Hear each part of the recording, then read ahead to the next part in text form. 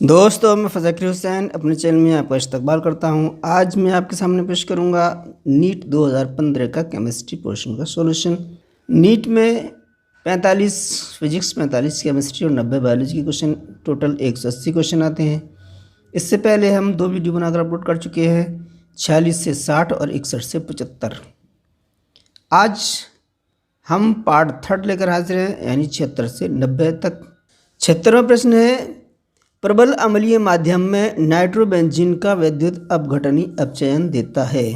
तो दोस्तों, दुर्बल अम्लीय माध्यम में नाइट्रोबेंजीन विद्युत अपघटनी अपचयन एलेनिन देता है, लेकिन प्रबल अम्लीय माध्यम में नाइट्रोबेंजीन का विद्युत अपघटनी अपचयन पी एमिनोफिनॉल देता है। तो इसका ए ऑप्शन सही है। अगला प्रश्न है, नाइट्रोजन आकलन की जीवा विधि में 0.25 ग्राम कार्बनिक यौगिक 300 केल्विन ताप एवं 725 मिलीमीटर दाब पर 40 मिलीलीटर नाइट्रोजन संग्रहित होती है। यदि 300 केल्विन ताप पर वाष्प दाब 25 मिलीमीटर है तो यौगिक में नाइट्रोजन का प्रतिशत है। तो इसमें कार्बनिक यौगिक में क्या करना है, हमें नाइट्रोजन का प्रतिशत निकालना है कि कितनी प्रतिशत नाइट्रोजन है। तो इसमें दिया गया है 725 मीटर दाब उस यौगिक का है और वाष्प दाब हमारा 25 मिलीमीटर है। तो नाइट्रोजन का प्रायोगिक मान, यानी दाब का जो प्रायोगिक मान है वो कितना हो जाएगा, हमारा 725 दाब है और वाष्प दाब है 25। तो इसमें माइनस कर देंगे तो ये आ जाएगा 700 मिलीमीटर प्रायोगिक मान आ गया है दाब का। ड्यूमा विधि के अनुसार नाइट्रोजन के आकलन के लिए नाइट्रोजन का भार ये बराबर होता है PVm/RT। P हमारा दाब है तो ये है हमारा 700 मिलीमीटर। V आयतन कितना दिया है, 40 मिलीलीटर। और M जो है अणुभार है और नाइट्रोजन का अणुभार होता है 28 बटे में वायुमंडलीय दाब 760 गुणा 1000, R की वैल्यू 0.0821 और T हमारा क्या है, ताप है और ये है 300 केल्विन। अब इसको सॉल्व कर लेंगे, 1 2 3 1 2 3, ये 2 0 कट जाएंगे, यहाँ से 0.2 अंक इधर हट जाएगा और 1 0 ये काट दें तो ये 1 अंक और हट जाएगा। तो ये बचेगा हमारा 7 चौक 28, 76 रह जाएगा। ये हो जाएगा 8 से 21 गुणा 3। इसको सॉल्व किया तो आ गया है 0.0042 ग्राम। ये हमारे यौगिक में नाइट्रोजन की मात्रा आ गई है। अब इसका परसेंट निकालना है। नाइट्रोजन का भार परसेंट ये आ जाएगा, हमारा जो यौगिक है उसमें नाइट्रोजन की मात्रा 0.042 इंटू 100 अपॉन यौगिक की मात्रा कितनी है, 0.25। इसको सॉल्व किया तो आ गया है हमारा 16.57%। इसमें देखें 16.76, तो यही हमारा आंसर सही है। तो सी ऑप्शन सही है। निम्न में से कौन से यौगिक में CCl आबंध के आयनीकरण से सबसे ज़्यादा स्थायी कार्बोनियम आयन देता है। कार्बोधनायन का स्थायित्व का क्रम जो है वो ये है, 3 डिग्री का ज़्यादा स्थायित्व होगा, उससे कम 2 डिग्री का, उससे कम 1 डिग्री का, और इससे कम होगा मैथिल कार्बन अणु से जुड़े अधिक एल्किल समूह जो है अधिक धनात्मक आवेश को ले जाएंगे तथा इसकी धनात्मक आवेश को पेरियोडिक प्रभाव द्वारा स्थायी करने की प्रवृत्ति होगी, इसलिए ये जो है अधिक स्थायी होंगे। तो जो ए ऑप्शन में हमारी दी गई है CH3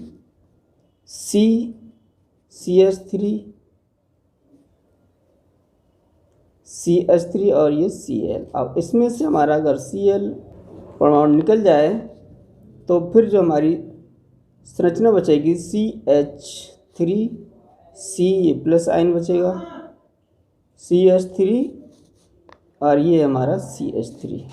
ये जो आएगा वो तृतीयक ब्यूटिल कार्बोधनायन आएगा। ये संरचना 9 अल्फा हाइड्रोजन और 3 एल्किल समूह के कारण अधिक स्थायी होती है। तो ये संरचना है हमारी बी ऑप्शन में, तो ये हमारा ज़्यादा स्थायी होगा, तो बी ऑप्शन हमारा सही है। अगले प्रश्न में ये एक अभिक्रिया दी गई है, तो ये अभिक्रिया है हमारी एल्किल हैलाइड और सोडियम एल्कोक्साइड के साथ। तो एल्किल हैलाइड की सोडियम एल्कोक्साइड के साथ जो अभिक्रिया या ईथरों का फिनॉक्साइड से निर्माण विलियमसन संश्लेषण कहलाता है। ये हमारी क्रिया हो रही है और ऑप्शन में दिया है ये क्या कहलाती है, ये कहलाती है विलियमसन संश्लेषण की अभिक्रिया, तो ए ऑप्शन हमारा सही है। ये प्रश्न है C6H5CS डबल बॉन्ड CH3 की HBr के साथ अभिक्रिया से प्राप्त होता है। तो ये क्रिया हमारी HBr के साथ धीमी गति से संपन्न होती है। यहाँ से H जो है निकलकर CH5CH2CH3 का स्थायी कार्बोधनाइन प्राप्त होता है और फिर इसमें C6H5CH ये हमारा होता है स्थायी कार्बोधनाइन। CH2CH3 में Br जो है युगात्मक अभिक्रिया देता है, तो ये C6H5CH के साथ Br जुड़ जाता है CH2CH3, तो ये हमारा उत्पाद प्राप्त होता है। तो ये उत्पाद हम देखें किस में है, ये है हमारा ए ऑप्शन में C6H5CH Br CH2CH3, तो ए ऑप्शन हमारा सही है। निम्न में से किस चक्रीय यौगिक के औजोनीकरण से एकल यौगिक बनता है जिसकी संरचना ये है। ये हमारा यौगिक बन रहा है एकल यौगिक जिसकी संरचना हमारी दी गई है OHC CH2CH CH3 CH2C CH और डबल बॉन्ड हमारा O है। तो ये देखना है हमारे निम्न में ऑप्शन जो दिए गए हैं उनमें से किस यौगिक से ये रचना बनेगी, हमारी यौगिक बनेगा। तो देखते हैं ए ऑप्शन में, बी ऑप्शन, सी।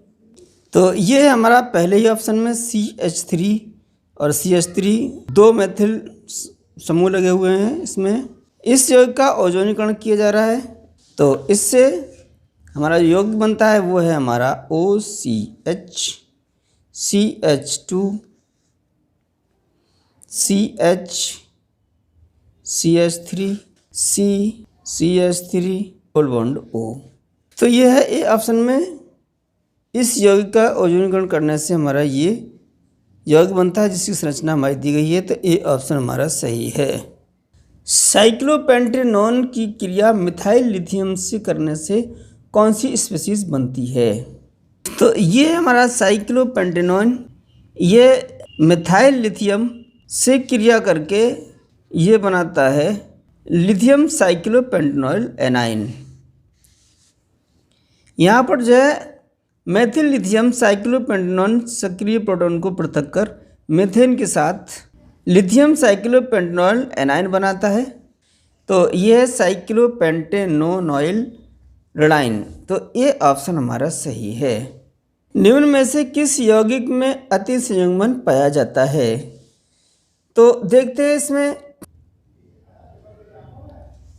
सी ऑप्शन में दिया है केवल थर्ड में अति संयुग्मन होगा, तो सी ऑप्शन हमारा सही है।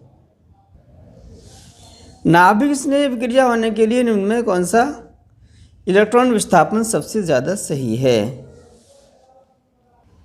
तो ये चार ऑप्शन दिए गए हैं A B C D, तो सी ऑप्शन में देख रहे हैं कि ये जो है बहुत आसानी से नाभिक स्नेही अभिक्रिया देगा, तो सी ऑप्शन हमारा सही है।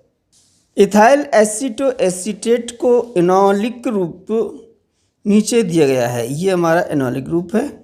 इनमें है सिग्मा बॉन्ड और पाई बॉन्ड देखना है कितने कितने हैं। तो ये है हमारा संरचनात्मक सूत्र, इसमें हम बॉन्ड गिने, ये हमारा सिग्मा बॉन्ड है, ये सिग्मा बॉन्ड और ये भी सिग्मा बॉन्ड। यहाँ सिग्मा बॉन्ड होगा इससे सी से और सी से ये सिग्मा बॉन्ड होगा। ये डबल बॉन्ड है, तो डबल बॉन्ड में एक सिग्मा बॉन्ड होगा और एक पाई बॉन्ड होगा। यहाँ चलते हैं, ये सिग्मा बॉन्ड होगा, ये भी सिग्मा बॉन्ड और ये भी सिग्मा बॉन्ड। इस तरीके से यहाँ देखें तो ये डबल बॉन्ड है, एक सिग्मा बॉन्ड है, एक पाई बॉन्ड है।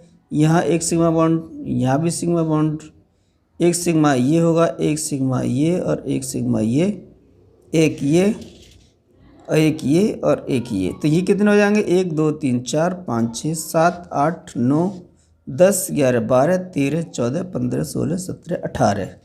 तो यहाँ होंगे 18 सिग्मा बॉन्ड, एक और एक 2 पाई बॉन्ड, 2 पाई बॉन्ड है हमारे। तो देखें पहले ही ऑप्शन में 18 सिग्मा बॉन्ड और 2 पाई बॉन्ड है, तो ये ऑप्शन इसका सही है। दिए गए ये हमारे यौगिक दिए गए हैं, इनमें यौगिकों में से कौन चलायवता दर्शाते हैं। तो कीटो एनॉल चलायवता में कीटो के रूप में अल्फा हाइड्रोजन होना चाहिए, तो ये चलायवता दिखाता है। दूसरे में देखें अल्फा हाइड्रोजन है तो यहाँ सिंगल बॉन्ड हो गया, ये डबल बॉन्ड और ये भी हमारा डबल बॉन्ड हो गया है। यहाँ से अल्फा हाइड्रोजन हमारा H के साथ जुड़ गया है और यहाँ भी अल्फा हाइड्रोजन H के साथ जुड़ा हुआ है, तो ये दोनों ही हमारे चलायवता दिखाते हैं। यहाँ वाई हाइड्रोजन चलायवता में भाग लेता है। तो इस प्रकार तीनों यौगिक ही फर्स्ट, सेकंड, थर्ड चलायवता दर्शा रहे हैं, तो डी ऑप्शन हमारा सही है। दिए गए यौगिकों में हाइड्रोजनीकरण की एंथैल्पी का सही क्रम, जो यौगिक दिए गए हैं फर्स्ट, सेकंड, थर्ड, इनमें एंथैल्पी का सही क्रम क्या होगा वो हमें निकालना है। ये जो यौगिक दिए गए हैं फर्स्ट, सेकंड, थर्ड, इनकी हाइड्रोजनीकरण की एंथैल्पी एल्कीन के स्थायित्व के व्युत्क्रमानुपाती होती है। तो इसमें एल्कीन जितने स्थायी होगा उतना ही इसकी हाइड्रोजनीकरण की एंथैल्पी कम होगी। तो इसमें देखें सबसे अधिक होगी हमारी थर्ड की, उसके बाद सेकंड और उसके बाद फर्स्ट।